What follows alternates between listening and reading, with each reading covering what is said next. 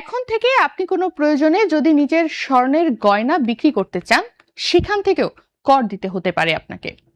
2026-27 অর্থ বছরের বাজেটে ব্যক্তি শ্রেণীর করদাতাদের সোনা বা স্বর্ণালংকার বিক্রি করতে অর্জিত মুনাফার ওপর 15% কর আরোপের প্রস্তাব করেছে সরকার। নতুন এই বিধান কার্যকর হলে স্বর্ণালংকারকে শুধু ব্যক্তিগত সম্পদ নয়, বরং একটি মূলধনী সম্পদ বা ক্যাপিটাল অ্যাসেট হিসেবেও বিবেচনা করা হবে। প্রস্তাবিত বিধান অনুযায়ী কোনো করদাতা আয়কর রিটার্নে প্রদর্শিত সোনা বা স্বর্ণালংকার বিক্রি করলে অর্জিত মুনাফার ওপর 15% হারে মূলধনী মুনাফা কর দিতে হবে। এক্ষেত্রে সোনা অর্জনের সময়কার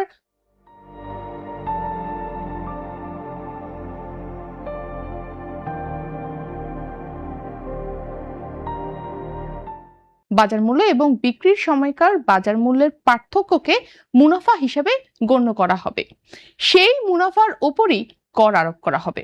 উদাহরণ হিসেবে, যদি কেউ কয়েক বছর আগে 10 লাখ টাকা মূল্যের সোনা কিনে থাকেন এবং বর্তমানে সেটির বাজার মূল্য 15 লাখ টাকায় পৌঁছে যায়, তাহলে অতিরিক্ত 5 লাখ টাকা মুনাফা হিসেবে বিবেচিত হবে। এই 5 লাখ টাকার উপর 15% হারে কর দিতে হবে আপনাকে। তবে নতুন বিধানে আরো কঠোর একটি শর্ত রাখা হয়েছে। যদি কোনো করদাতা আয়কর রিটার্নে সোনা বা স্বর্ণালংকারের পরিমাণ উল্লেখ করেন কিন্তু এর মূল্য বা অর্জনের সময় উল্লেখ না করেন, তাহলে বিক্রির সময় পুরো অর্থকেই মুনাফা হিসেবে ধরা হবে।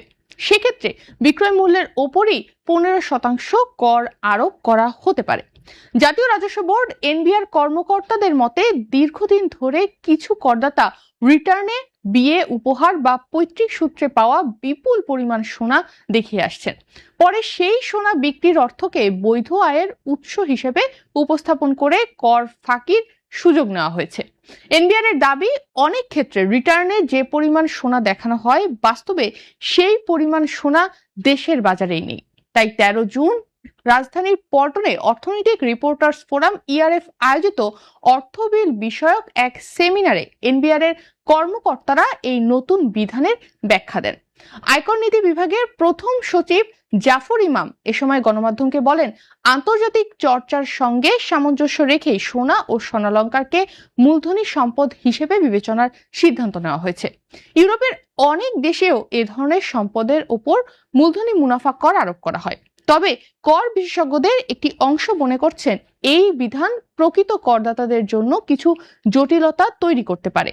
যারা বৈধভাবে কেনা সোনা বা পারিবারিকভাবে পাওয়া স্বর্ণালংকার রিটার্নে দেখিয়েছেন, তারাও বিক্রির সময় অতিরিক্ত করের মুখোমুখি হতে পারেন। বিশেষ করে বহু বছর আগে কেনা বা উত্তরাধিকার সূত্রে পাওয়া সোনার প্রকৃত মূল্য নির্ধারণ করাও অনেক ক্ষেত্রে কঠিন হতে পারে। অন্যদিকে এনবিআর বলছে, কর ফাঁকি রোধ এবং সম্পদের প্রকৃত হিসাব নিশ্চিত করার জন্য এই ব্যবস্থা প্রয়োজন।